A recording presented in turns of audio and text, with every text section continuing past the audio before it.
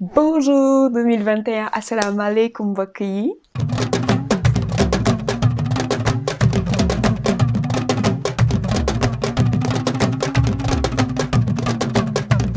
J'espère que vous allez bien, que vous avez bien fêté, tout ça, champagne, champomis, les pas de danse, célébration, machin, et trucs et choses, bref. Voici la première vidéo de la chaîne pour commencer l'année.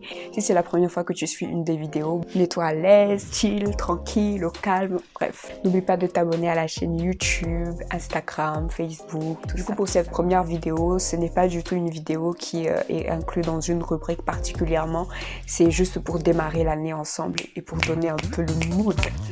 Avant toute chose, je tiens vraiment à remercier chacun d'entre vous, les personnes qui suivent cette chaîne, qui suivent la page Instagram, la page Facebook, qui like, qui commentent, qui partagent et qui encouragent dans le secret, qui investissent dans cette vision. Je rends vraiment grâce au Seigneur pour ces personnes vraiment supportives que j'ai eues en 2020. Il y a beaucoup de personnes également que j'ai rencontrées en 2020. Ça a été une super belle année où j'ai fait plein de nouvelles connaissances sur Race de David et c'est juste waouh. Et je prie vraiment qu'en 2021, on puisse level up, level up, level up, level up. Bon, je me calme. Bref, vraiment, je tiens vraiment à dire merci. Que le Seigneur vous bénisse abondamment. L'année 2020 n'a pas été facile. Elle n'a pas été facile pour chacun d'entre nous, je pense. Il y a eu beaucoup de bouleversements, beaucoup de larmes ont coulé, beaucoup d'incertitudes ont existé, beaucoup de peurs se sont réveillées.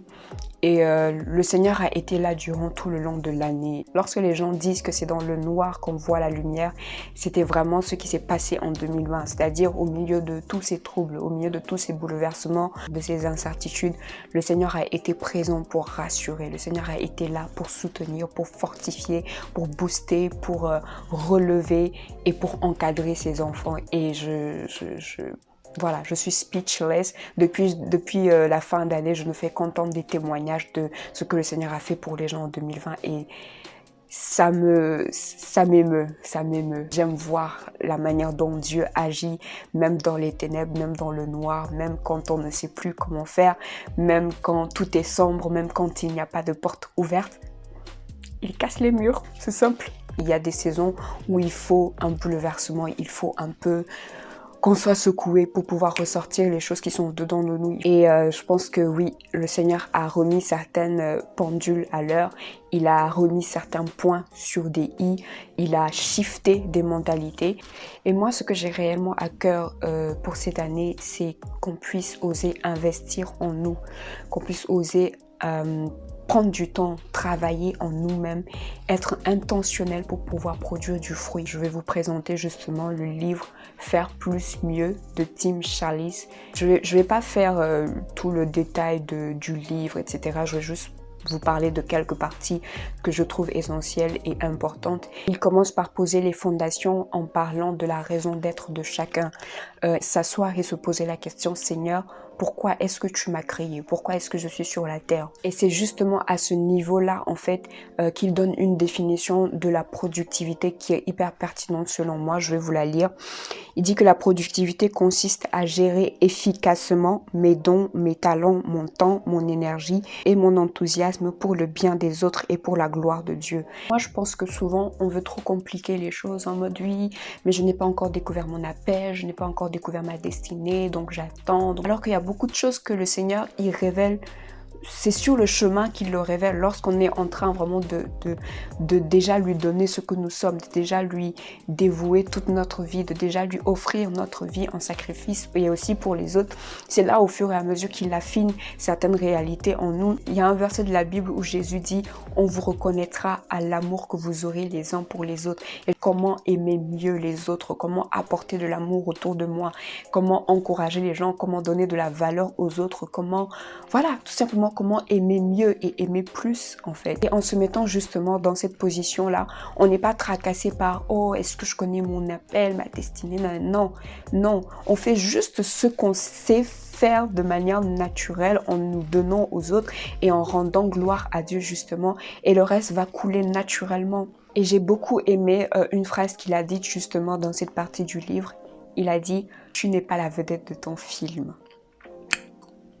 si tu vis pour une vision qui te dépasse, une vision qui va au-delà de ta propre petite vie, là tu auras les challenges, là ta vie sera savoureuse, là ta vie sera épanouie, là tu vas impacter comme il le désire.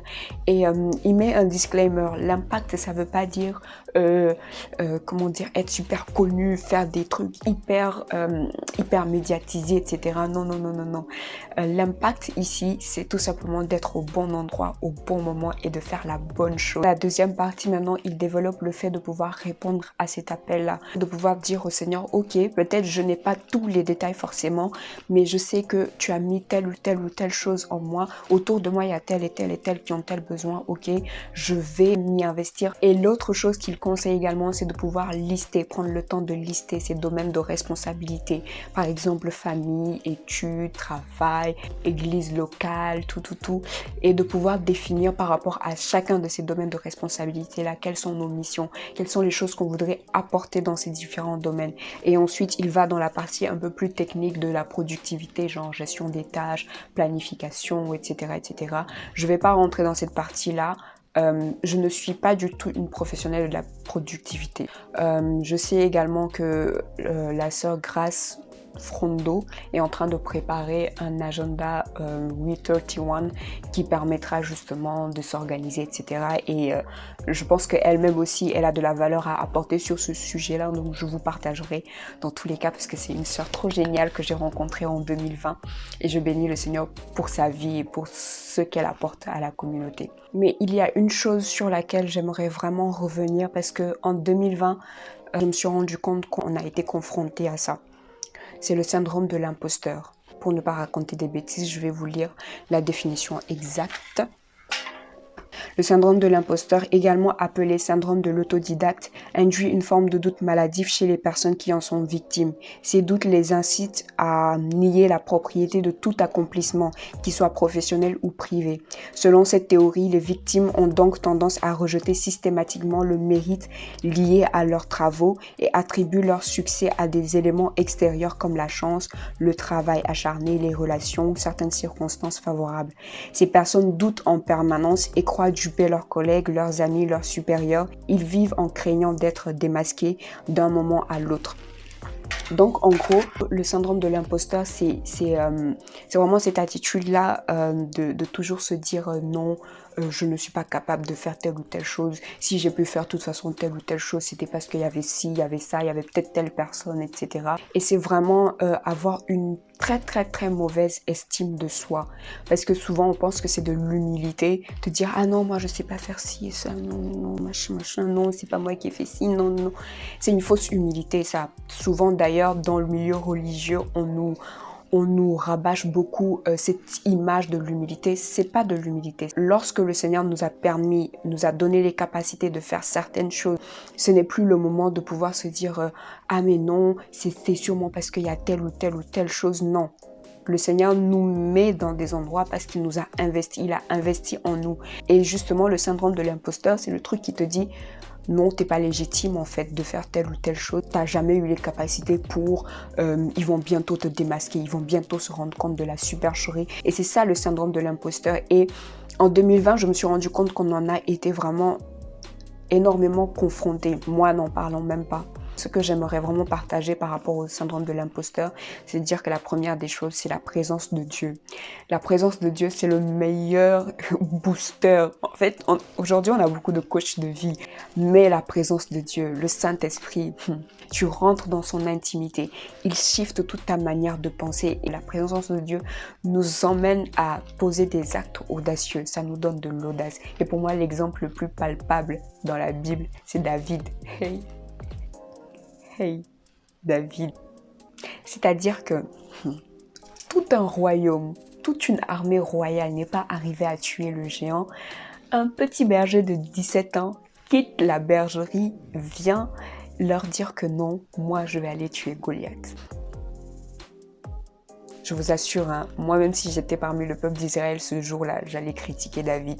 C'est-à-dire que il est sorti de nulle part. Il vient et il prend un défi que tout le monde pense que ce n'est pas à sa hauteur. Pourquoi il avait osé faire cela? Parce que tout simplement, dans la présence de Dieu, il avait appris des choses. Il avait découvert son identité.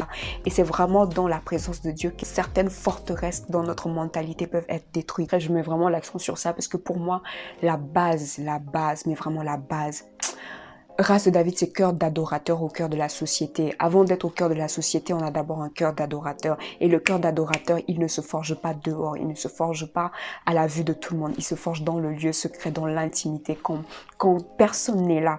C'est dans ces lieux-là que le Seigneur te donne les stratégies. La deuxième chose que je partagerai, et moi qui m'aide en tout cas beaucoup, c'est la formation, l'apprentissage continuel. En 2020, j'ai créé mon entreprise et c'est dans un domaine qui n'est pas forcément en accord avec ce que j'ai fait comme études. C'est vrai qu'il y a on a fait quelques cours dans ce domaine-là, mais c'était pas exactement ça.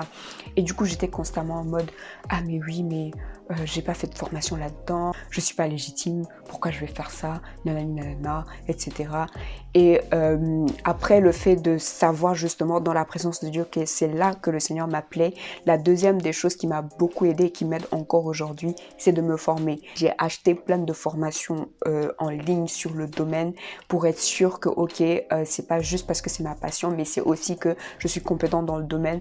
J'ai bu des vidéos dans le domaine, je continue d'en boire, des livres dans le domaine et je continue d'en lire. Et ça, en fait, ça permet justement d'avoir des traces. Lorsque, par exemple, tu vas te sentir illégitime à un certain moment, tu vas regarder la liste des formations, des livres ou des vidéos ou même des apprentissages pratiques de l'expérience. Ça peut être... Et la dernière des choses également qui pourrait nous aider réellement, c'est de pouvoir s'entourer de personnes qui sont supportives, de pouvoir s'entourer de personnes qui ne vont pas te regarder en mode elle fait quoi celle-là? Juste ce que j'avais à cœur comme première vidéo de Race de David, c'est vraiment de dire 2021, cassons la baraque les gars, allons à un autre level.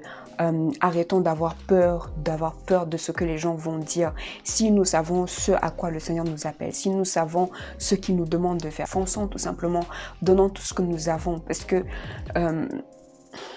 le monde en a besoin.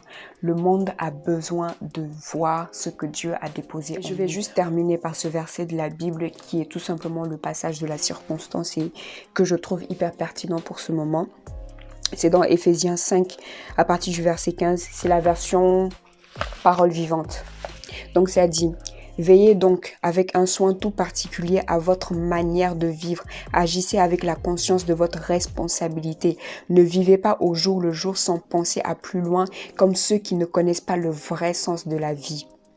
Comportez-vous en gens avisés qui se rendent compte en quel temps critique nous sommes et savent tirer le meilleur parti de la période présente. Devenez maître de votre temps. Profitez de toutes les occasions favorables malgré les difficultés de l'heure. Et je pense que ça résume vraiment tout. Chaque action, chaque relation pour un seul but. Faire plaisir à Dieu et aimer notre prochain. Bon, j'espère que la vidéo n'a pas été trop sérieuse. Moi, je la trouve déjà un peu trop sérieuse. C'est pas mon habitude. Je suis pas une fille. Vous savez. Et puis 2021, les gars, cassons la baraque.